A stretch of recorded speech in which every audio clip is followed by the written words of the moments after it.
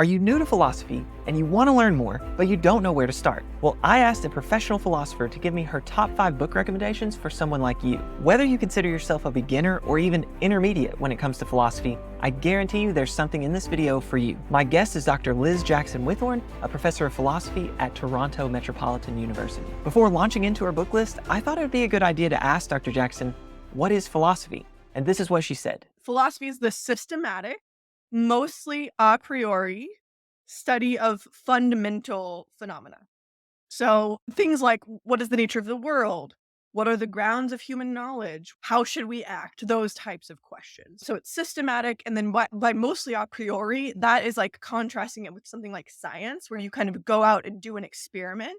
There is a branch of philosophy called experimental philosophy where they do some experiments. I said mostly a priori, but usually you're not going to go out and do an experiment. Usually you kind of do it by reading papers and writing ideas and bouncing off of people and really just think.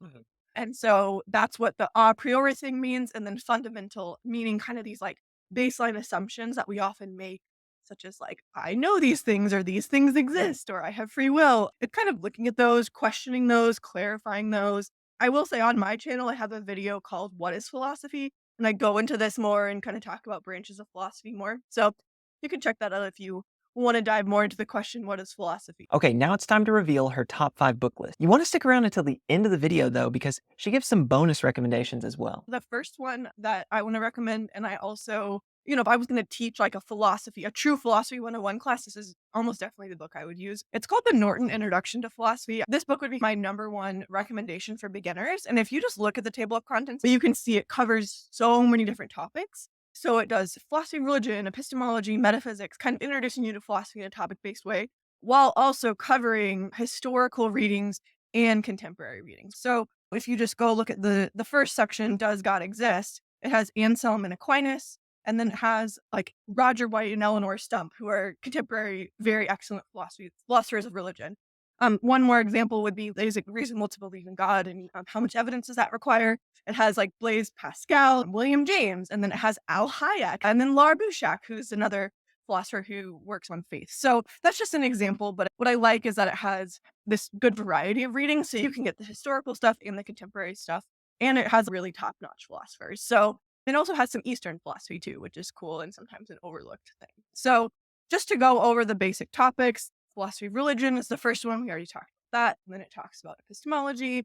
What is knowledge? How can we know things? Philosophy of mind. Is the mind material? What is consciousness? Metaphysics. What is there? Personal identity, race and gender. Kind of interesting. It covers that. That's maybe a newer topic, but a really interesting one I actually did in one of my classes. I taught social philosophy. We did race and gender stuff. Free will. And then it goes into ethics. So what is the right thing to do? Do intentions matter? What are the moral theories, consequentialism and deontology? Is morality objective? Why should I do what is right? What's the meaning of life? And then it goes into the final kind of big section is political philosophy. So how is the state justified? What is the value of liberty? Does justice require equality? So that's a really basic overview. In each of those sections, there's probably anywhere between 4 and 7 subreadings, but I think it's a really helpful intro. So number 2, I thought, since this is a Christian channel, it's a channel for Christian philosophers, I wanted to recommend something that's more of an introduction to philosophy from a Christian perspective, and also covers maybe some of the things you might come up when you're kind of going into philosophy as a Christian. And so for that, I recommended Believing Philosophy, and the subtitle is called A Guide to Becoming a Christian Philosopher. This is by Dolores Morris. It's kind of a distinctively Christian introduction to philosophy. So the book basically has 2 parts. The first is called Christian Philosophy, What, Why, and How. Why philosophy and what is philosophy are the first 2 chapters. And then one chapter that you did an interview on is Christian objections to philosophy. So why do I need philosophy if I have the Bible or if I have faith? Like, why do we need to get into this stuff? Some people say Christians shouldn't do philosophy. Why would you want to be a Christian philosopher? That doesn't even make sense. So Dolores addresses like a lot of those worries. And I think that's really helpful, because philosophy is such an important tool for Christians. And if we just try to throw it out, then I actually think we're doing ourselves a disservice. And the last part of that first section, she talks about how to read philosophy, and then also kind of an introduction to arguments, what they are and how to evaluate them. That's a little short version of maybe like the critical thinking class that they teach. And then the second part is almost more of an introduction to philosophy of religion, or at least some of the big questions in it, but it's kind of applying the tools from the first part.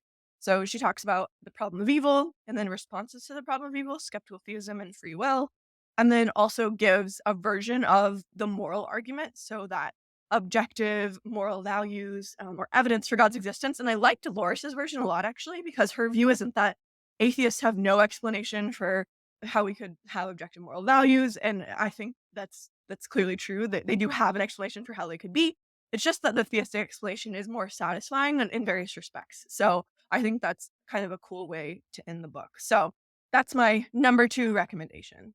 Number 3 is a book called Knowledge, Reality, and Value, and Mostly Common Sense Introduction to Philosophy by Mike Humer.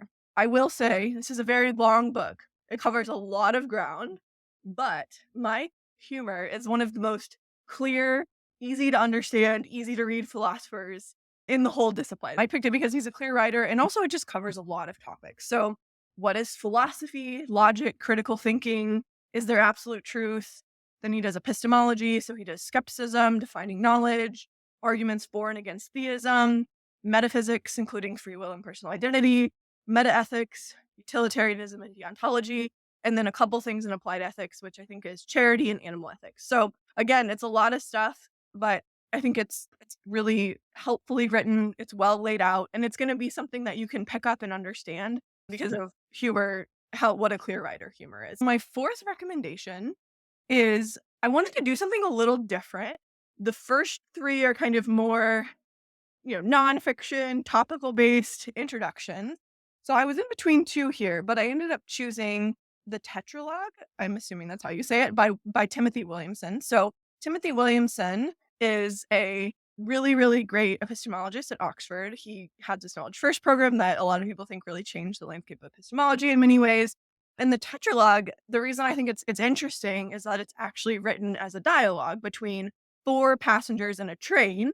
The subtitle is I'm right and you're wrong. So it's kind of fun because it's about these train passengers who are disagreeing, and one person is saying, I believe in witchcraft, and the other person doesn't, and then they argue about, is that scientifically based, and da-da-da, and the one person says, well, no, you're both right. You're both right from your own perspective, and so then it gets into a bunch of interesting questions, and I will say it's not as wide-ranging as some of the other ones I recommended, but it's going to cover some really important topics around relativism. So disagreement. What does it mean when we disagree? Can we rationally disagree? What is truth? When we assert something, what does that mean?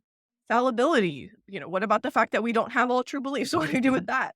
And then relativism, like I said, and also the nature of moral evaluation. So when we say that's wrong or that's right, what does that mean? Is that just subjective? How do we look at those? So, what I think is fun about it is that it's kind of this nice introduction to philosophical thinking. It covers relativism, which is a really big topic that I think a lot of people outside of philosophy struggle with, or struggle to know how to think about correctly. But also it's written in this dialogue form. So it's a little bit of a different form than some of the previous books that I recommended. This is the last official recommendation, and it's called The Philosophy Major's Introduction to Philosophy. It's by Ken Akiba. I'm not sure if I said that right, but he's actually a VCU where Andrew Moon is, so that's kind of fun. And actually, Joe Schmid recommended this to me, and I kind of looked through it, read parts of it, and I was like, yeah, this looks really good. So, like I said, I'm kind of moving to more advanced books, and this would definitely be the most advanced of the ones I've recommended so far. But here's like the kind of person I think this book would be perfect for. So let's say you majored in philosophy and you're going off to grad school soon, or maybe you're in your first couple years of grad school, and you kind of just want a place where you can kind of get all like the terminology and the distinctions and the concepts that are going to be important for going on to kind of studying philosophy at a higher level. This book would be perfect for you. So, like I said, it is a little bit of a higher level book, but it's excellent. It's well written. And I think it's just covers a lot of the topics that are needed. If you're going to be reading like philosophy journal articles regularly, or talking, having high level conversations with philosophers. And I will say this might not apply to everyone listening to this. If you're not quite at that level, or you're not necessarily wanting to go out and just read a bunch of journal articles, maybe skip this one, but it's really good for a more advanced introduction. So things it talks about is like type token distinction, necessary and sufficient condition. That is actually a really important one that everyone interested in philosophy should read. Possible worlds, rigid designators, analytic versus synthetic, a priori, a posteriori. We actually at the beginning.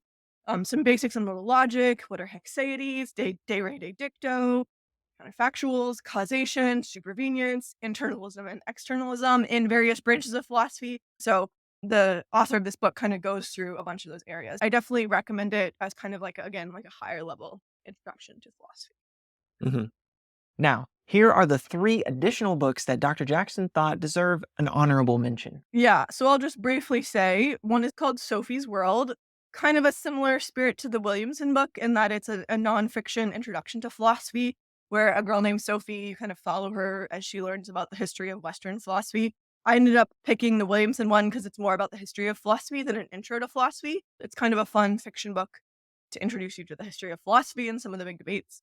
The second runner up, again, not in any order, it's called Think, A Compelling Introduction to Philosophy by Blackburn. In some ways similar to the humor book, talks about knowledge, the mind, free will, the self, God, reasoning the world. And then the last book I was going to recommend, me and a few other people wrote a book on applied ethics. And I know that's not a fully introduction to philosophy, but what I think is cool about the book is one thing we try to do is equip you with philosophical tools throughout the book, such as arguments. We talk about necessary and sufficient conditions. We talk about what is it to give a definition, these various things. And we cover really important topics that, especially if someone's kind of coming into this and you're not necessarily wanting to like go deep into like whether we essentially have hexaides and you're kind of more interested in the practical philosophy side of things. We talk about animal rights and whether we should give to charity and disability and, various kind of more practical topics. So that was kind of one I just wanted to throw in there. It's called Applied Ethics and Impartial Introduction, and me and 3 other people wrote it. So those are my 3 bonus ones. This video is actually the first in a playlist where we look at the top 5 book recommendations on more specific topics like ethics, metaphysics, epistemology, philosophy of religion, philosophy of science, philosophy of mind, political philosophy, and even ancient philosophy. Since my channel focuses on philosophy of religion, I thought you might be interested in hearing those top 5 book recommendations next. So, if you want to watch that video, click here.